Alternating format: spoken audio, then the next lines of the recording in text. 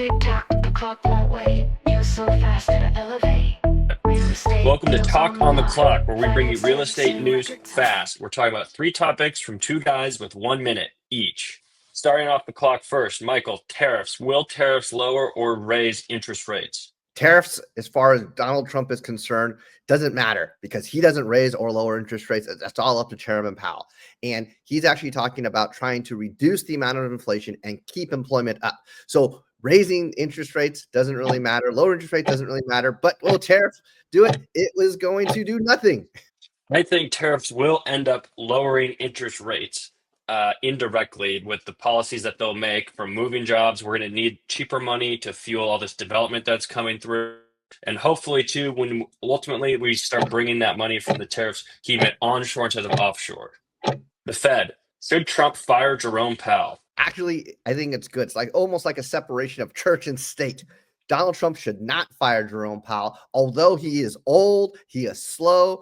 The Federal Reserve actually done their job. They've been trying to curb unemployment and curb inflation. So no, he should not fire Jerome Powell. I'm open for Trump firing Jerome Powell because I always like a shakeup in the government, but I actually don't think they're really at odds at this point, and I think it would cause more harm than good. Jerome, for anything, has been inactive, but there's times where riding the boat out is actually the best move and not just rushing around. Non-QM, is this a temporary market or is this a new funding source for real estate investors? It's not new. It's not temporary. It is here to stay. After the 2008 debacle, we had 10 years of only Fannie Mae, Freddie Mac, and agency loans. The market's clamoring for higher yields at a safer rate, or at least less risk. Today's non-QM actually is on a qualifying source. Non-QM is here to stay.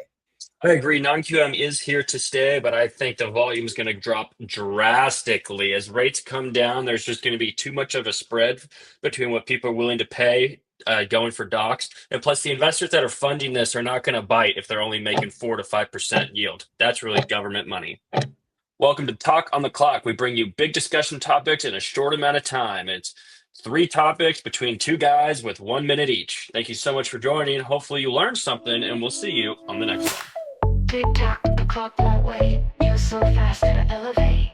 Real estate deals on the line. Finance tips in record time. Talk on the clock, we keep it tight. Money moves and market insight. 30 seconds, that's our spin. Buckle up, let's dive right in.